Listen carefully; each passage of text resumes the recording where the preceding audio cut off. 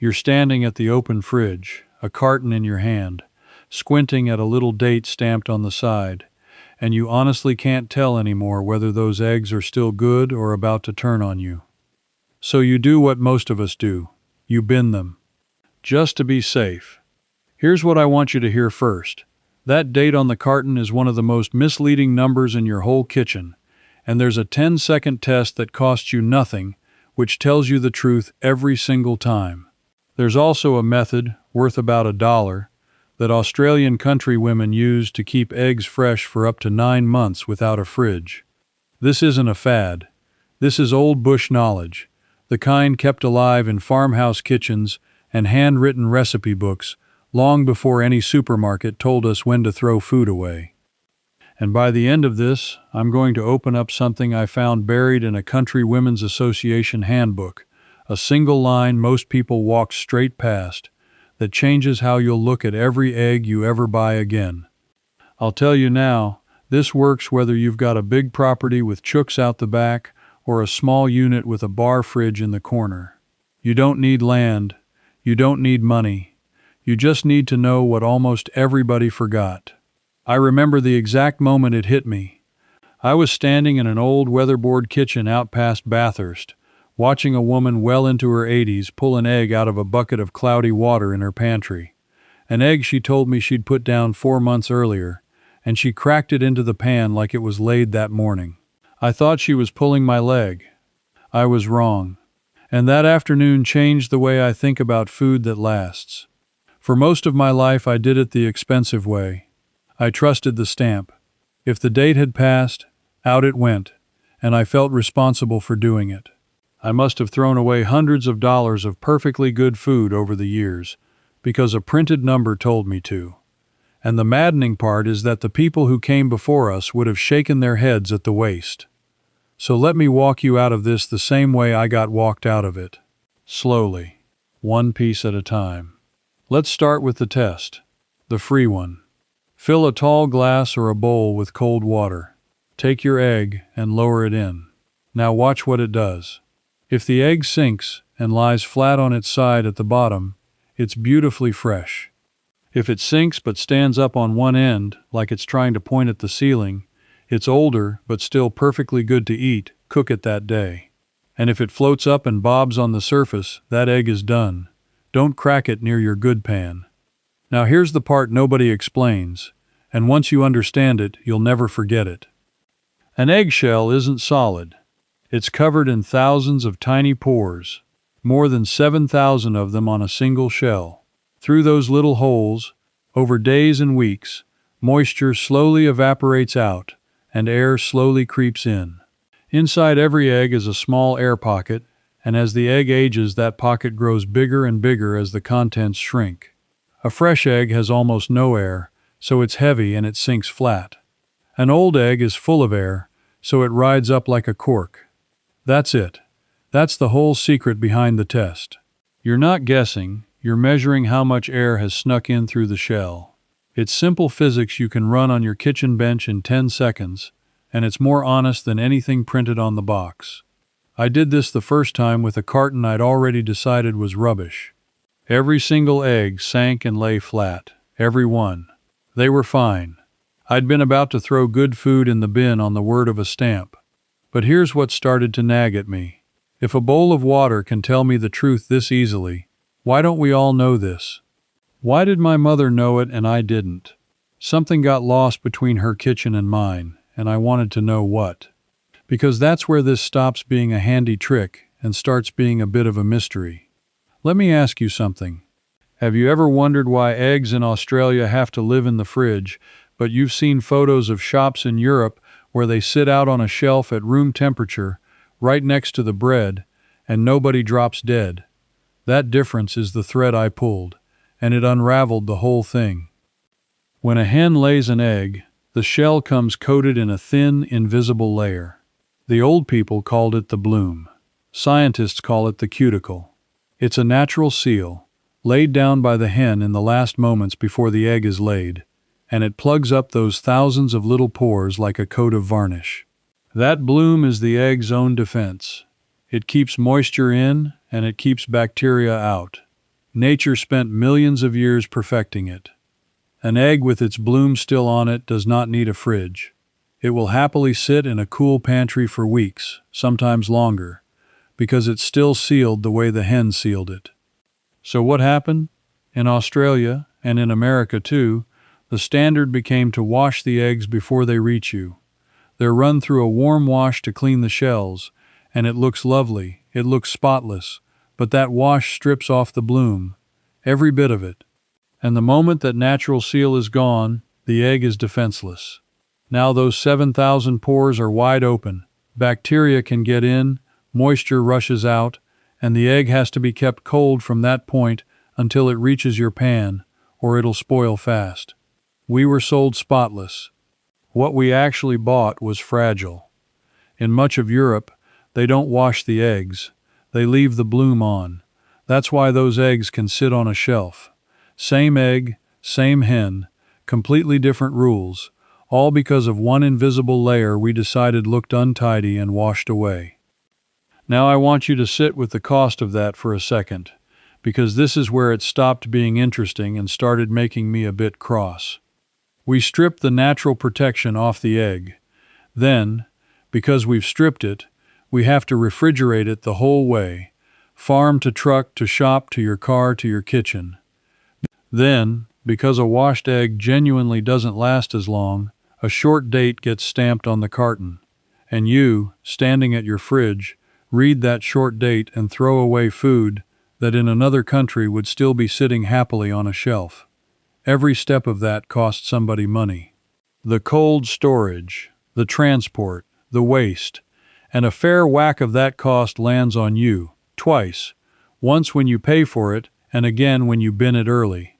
The old Australians didn't have this problem because they never took the bloom off in the first place. And that led me to the question that really kept me up. If an unwashed egg keeps for weeks on its own, and the old country folk clearly knew that, how on earth was that woman near Bathurst keeping eggs for 4 months in a bucket? Weeks I could understand. Months was something else entirely. That's the buried method, and to explain it properly, I have to take you back a long way.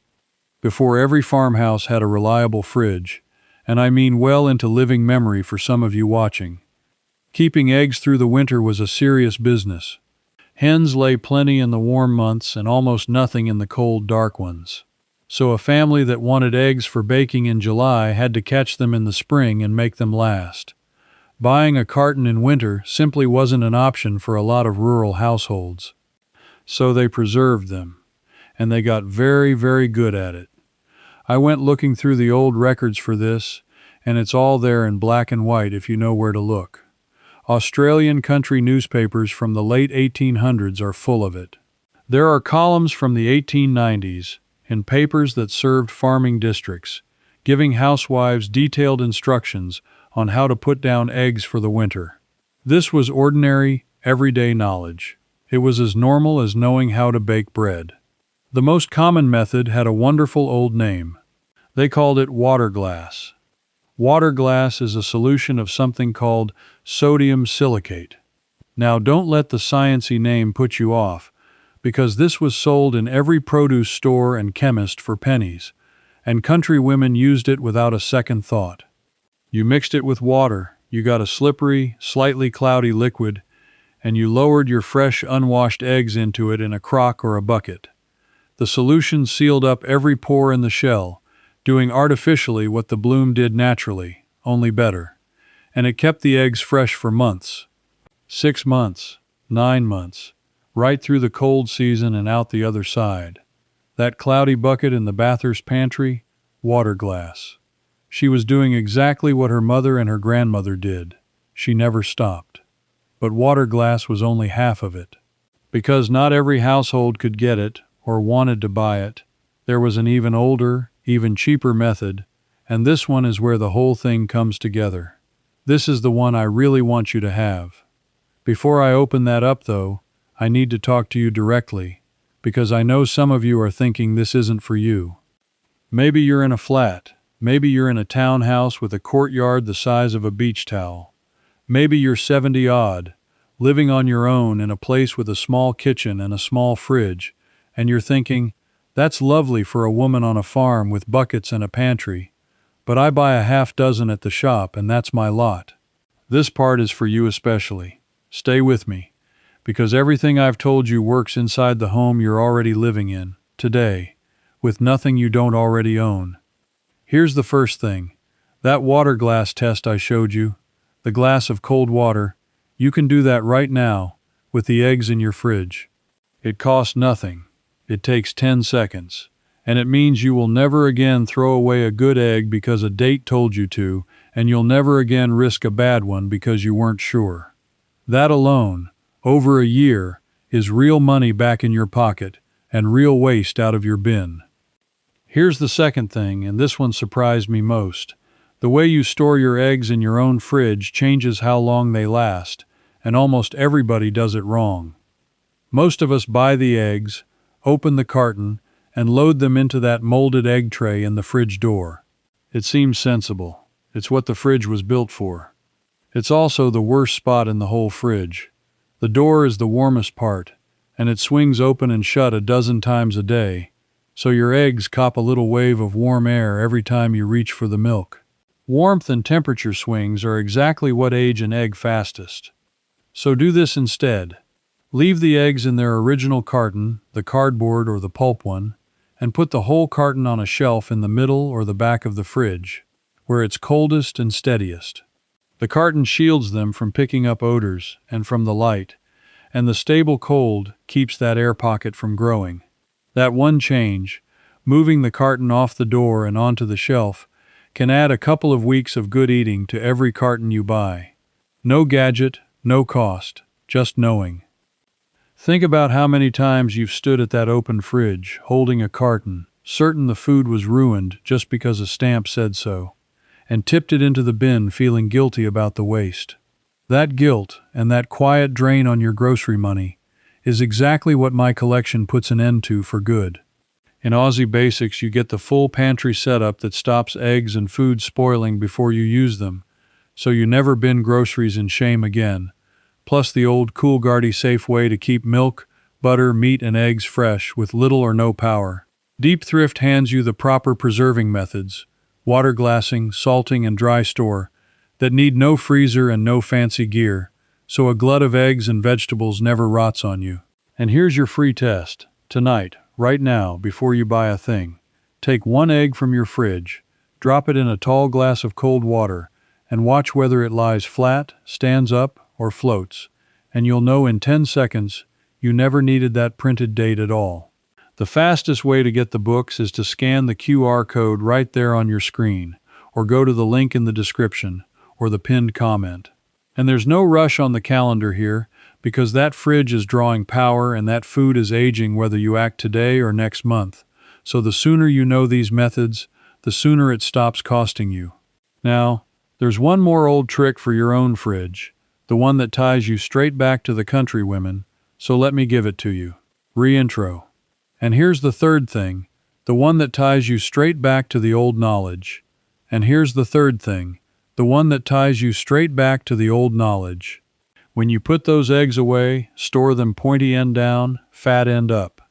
There's a reason, and it's the same reason as everything else. Remember that air pocket? It sits at the fat, round end of the egg. If you store the egg fat end up, the air pocket stays up at the top where it belongs, and the yolk stays cushioned in the middle, floating away from the shell. If you store it pointy end up, the air pocket gets pushed toward the yolk drifts against the shell, and the egg ages faster and spoils sooner. The old cooks knew this. They packed their eggs point down without ever needing to explain why. Now you know why. So even if you never own a chook in your life, you've already got 3 things you can use tonight. The water test, the carton on the shelf, off the door, and point down, always. Do those 3, and you'll waste less, spend less, and eat fresher than you have in years. But I promised you the big one, so let's finish this properly. When I went digging into how the country women preserved eggs for the deep winter, past the water glass, I kept coming across references to something older and simpler that they leaned on when times were tight. And it was written up plainly in the community cookery books that these women published themselves. You have to understand what those books were. The Country Women's Association was formed in New South Wales in 1922, and right across the country these associations became the keepers of exactly this kind of practical knowledge.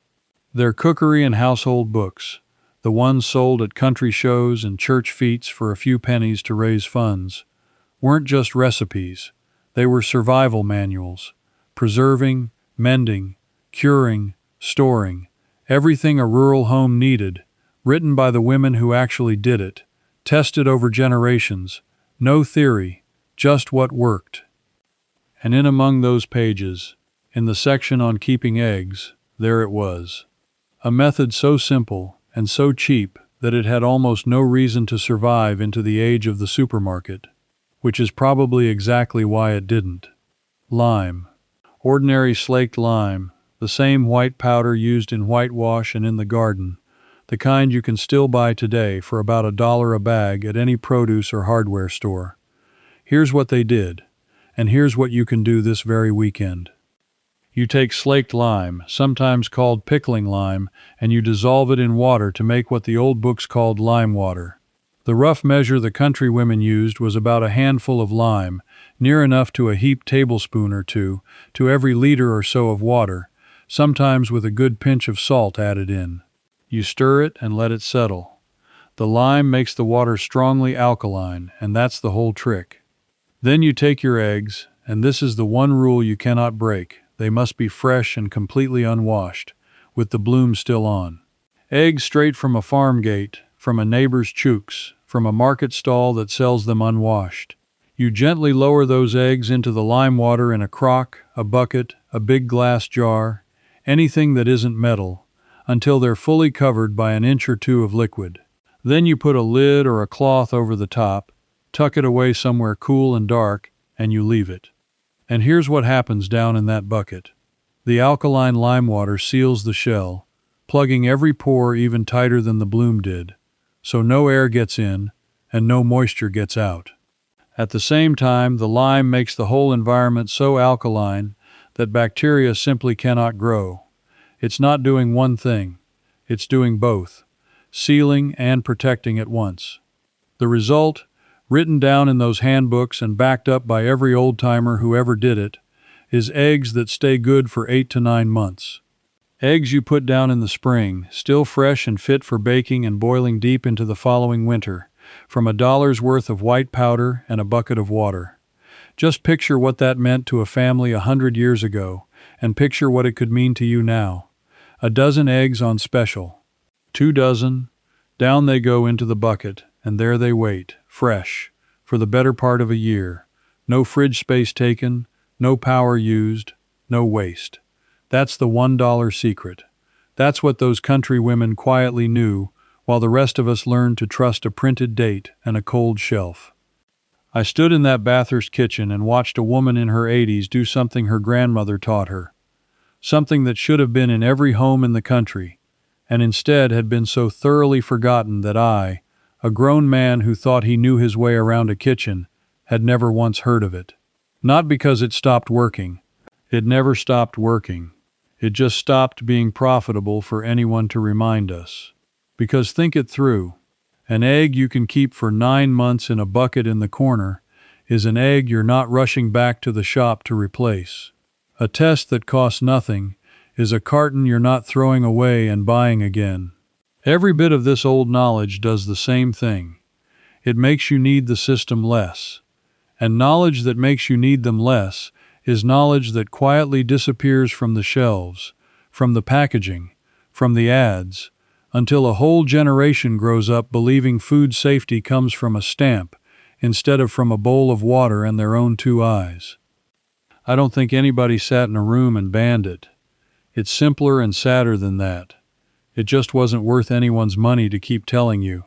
So they stopped, and we forgot, and now you're one of the few who'll remember again. So let me leave you with what this really is. It's not just about eggs.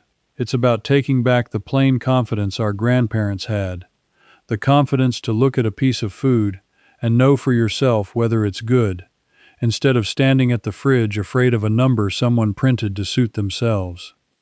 You're the kind of person who suspects, deep down, that a lot of what we've been told to throw away was never really rubbish at all, and that plain, useful knowledge got shoved aside because there was more money in us not knowing it. If that's you, then this was always yours. You're just getting it back. Now I want to hear from you, and I read these. When you did the water test, tell me, how many of your eggs sank flat? How many stood up? And did any of them float?